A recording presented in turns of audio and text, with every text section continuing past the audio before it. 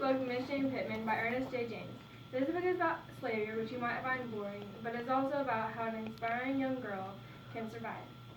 Miss Tissie's journey started when the Yankees came to the South and when she met a young soldier named Mr. Brown. He gave her a name, Miss Jane.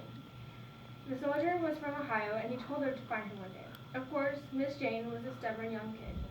She and a group of people were traveling to go, but they all got killed. So now it was 11-year-old Jane and 3-year-old Ned.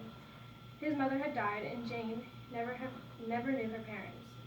Her and Ned traveled so far to get to Ohio, but it seemed as if they were getting nowhere. They stopped at and asked at every house to make sure they were going the right way, and some gave food, shelter, and water.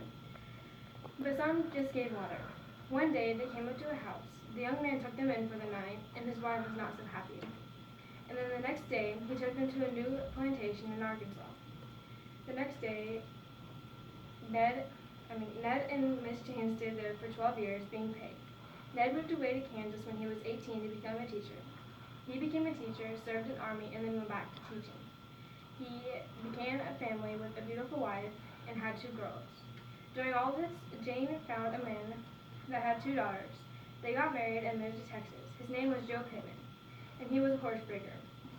Years later, after they had been married, he had died from a horse dragging him with a rope around his neck. A young boy came to break the horse that killed Joe.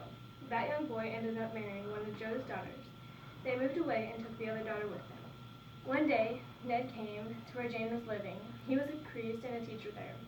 Ned wanted to make a school, but townspeople did not like that idea, so they decided to kill him. Miss Jane might have never made it to her destination, but she was a determined little girl. She was practically a mother at 11 years old because she raised Ned to be a young good man, and today she is inspiring generations now and generations to